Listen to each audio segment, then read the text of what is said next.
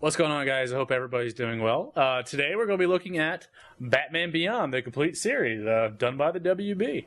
Alright, so here's the front of the box. You have Terry McGinnis as Batman. So really cool. The back of the box, kind of just like an advertisement of the series. So go completely beyond it. The complete 9-disc, 52-episode DVD collection of the Emmy Award-winning animated series. I'm not sure how well this will come out, so I'll just read it. In-depth special features. There's commentaries on various episodes. There's also an exclusive 9th disc, which has a few more Batman Beyond episodes. They're not a lot. I think there are 3 like 5 to 6 minute featurettes, which are very cool. Don't get me wrong. They just, there's not a lot of it. But there's also like a DC documentary narrated by Ryan Reynolds, of course, who was in Green Lantern, and that's just the story of DC Comics. So Season 1, Season 2, Season 3 discs. Here we have the case where they come in, and then the booklet. We'll get into that. So let's go ahead. So this is kind of like a hard shell that it's housed in, but that's cool. So here's the back, just kind of city skyline, which is really cool. So here's the front, the complete series. This is just kind of a flip box. So up top we have the Batman Beyond logo, the thing you'll find on his chest. And here's the actual book. We kind of have a I don't know what you call this. They're in books, but so you can easily pull out this this little photograph booklet. So let's just kind of briefly go through it. Lots of artwork, which is always awesome. It also shows you the contents of the disc, which is great. And then this has some, I guess, concept art, just different art from the show. So here's one for weapons and gadgets. You have one for the character of Bruce Wayne, which is really cool. And again, more concept art. Some villains. There's Blight, all that cool stuff. And then you got the Joker gang. And more concept art. I guess I end up showing all of this to you. But you know what? I do it for you guys. So yeah, pretty cool booklet. So here's the DVD case. This is actually the only other thing in this. This is just made out of cardboard. So let's look at the disc. So here we have kind of a thick DVD, Batman Beyond the complete series.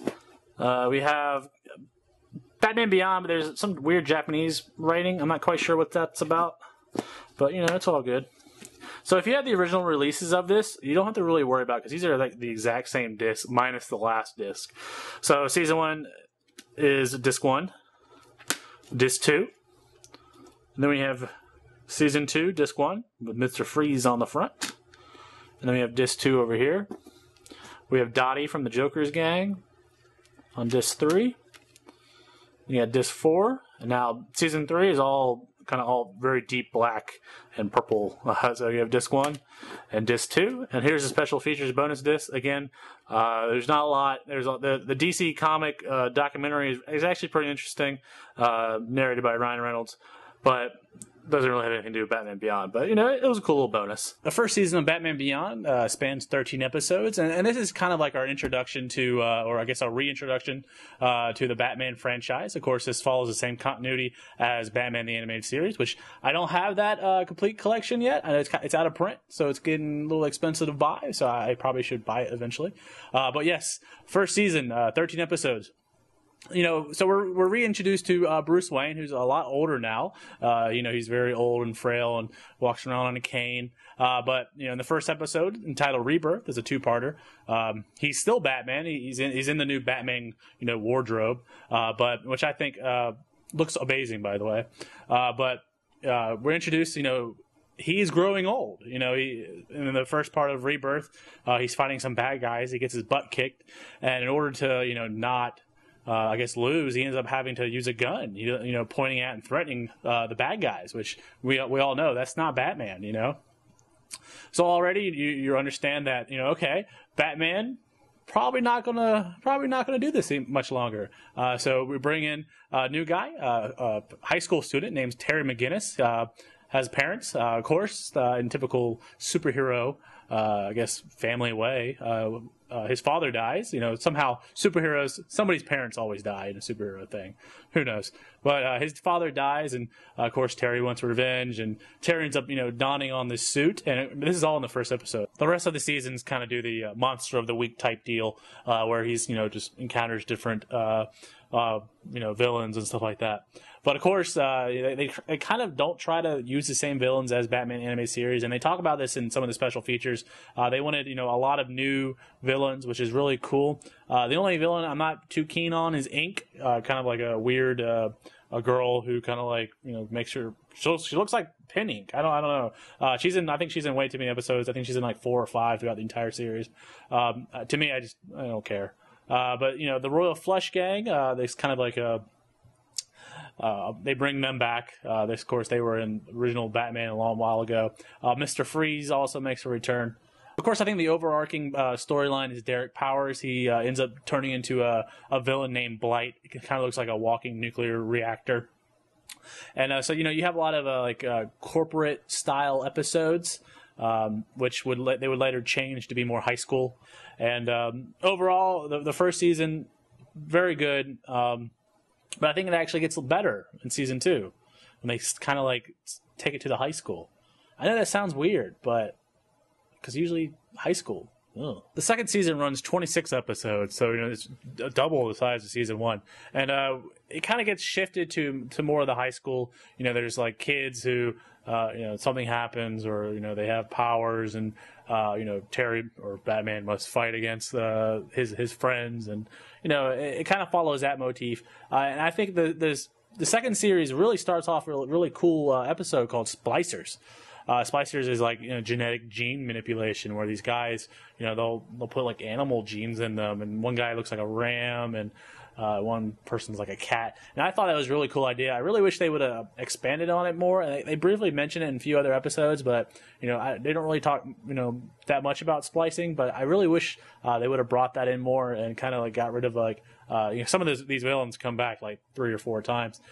Get rid of some of those villains and talk a little bit more splicing, because I think that's opened up. You could talk a lot about it, which would be pretty cool. Probably one of the creepiest episodes is Earth Mover, and the reason why is you know, this guy ends up getting killed, and he's underground, and so and he has this way of making like earth or the ground or dirt, like monsters, dirt golems, and all this crazy stuff.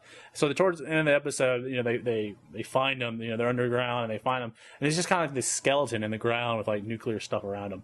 And I'm just like, wait, that's creepy, man. I don't remember that as a kid. I think I must have not seen this episode, but that's creepy. Also, in the second season, we have a lot of you know, Terry trying to come to you know, adapt away. You know, he's Batman, but he's also a high school student. You know, he's not very good in school, so you know, I guess he doesn't really care about his grades. You know, but he does have a girlfriend named Dana. I guess they kind of have like an on and off relationship throughout the entire series. He's always standing her up, which seems really bad. You know, Batman's a dick, but he always stands her up for, you know, to be Batman. You know, they also introduce in the first series, and it's later continuing in the second series, the Royal Flush Gang. There's a 10. Her name's Melanie. They end up kind of like falling for each other. 10 follows Terry McGinnis. She doesn't realize that he's Batman. I really wish that would have went somewhere. Like, it just kind of fizzles. They're like, oh, love, and then she kind of goes away, goes to jail, and Terry kind of like forgets about her. But then she comes back, and you're like, oh, love, and then she goes away again. And you're just like, do something with her, just on and off stuff. It's just boring. Probably the weirdest episode is Egg Baby. Batman or Terry McGinnis in school, he has to take care of this little egg. Think of it like, people who carry around like little baby dolls and pretend they're real babies. It's actually this egg. So, he's Batman, he's doing his Batman thing, and he's carrying around this little electronic egg. The thing is crying everywhere. It's just a very weird episode, and I think it won them, like, I guess an Emmy or something. I can't remember what the TV award thing is called. I think it's an Emmy. But a very weird episode, very comedy-filled, which is kind of rare, because Batman Beyond, for the most part, is pretty serious. There's also an episode called Zeta. Batman Beyond runs into a robot who's, he was originally built to do bad, but then I guess he kind of turns good, and his name is Zeta. They actually end up making a TV series. It didn't last that long. I think it was 2 seasons. I know the first season's on Amazon. I might pick it up. The last episode of the season 2 it's kind of weird. I guess it's like a different episode. The story follows Bruce Wayne's dog. His name's Ace. Kind of, follows him where, he grew up. He was like a pit dog fighting, and it was abused and stuff like that. So Batman's running around, and then Ace picks up a scent of some guy and starts chasing after him for no reason, only to find out that the guy, of course, was the one who abused him. And now he's running like a genetically modified dog fighting rink. Just a very weird episode. I can't say I'm a huge fan of that one. I didn't find it that good.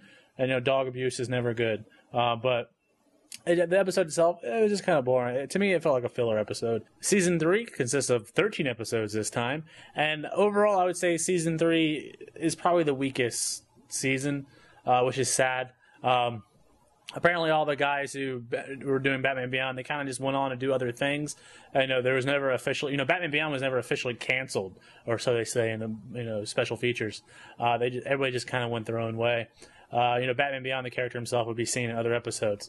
But Season 3, you got some returns, of various villains and from Season 1 and Season 2. And then those episodes are okay. They kind of give you some backstory and, where are these villains now? In Season 3, there's two-parters. The first one's called The Call, and it's kind of like the first time that Batman Beyond gets invited to the Justice League. Older Superman's there. And there's some other, characters. There's a Green Lantern who's like a little kid. There's a Battlehawk or Metal Hawk. I can't remember the guy's name. It's Hawkman with metal armor. And then there's, for some reason, they couldn't use Wonder Woman, so they use Barda.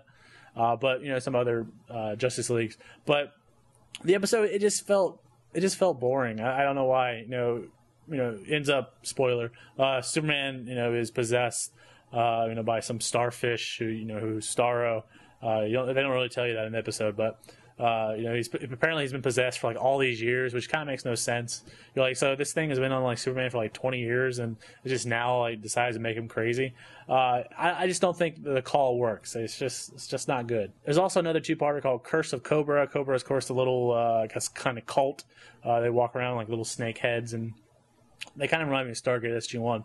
But again, the first episode, the first part is awesome. It's great, and then the second part is just bad. They end up transforming themselves into dinosaurs. You're like, wait, what? Why would you do that? What's the purpose? I mean, this is dumb.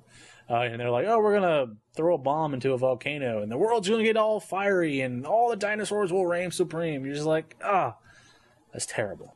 My favorite episode of the season is the one with Talia al Ghul.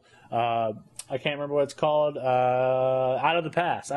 Okay, so Talia, of course, from the Lazarus Pits, she's all nice and young, and she comes up to older Bruce Wayne, and she's like, so I think you should come into our pool and be all young and stuff.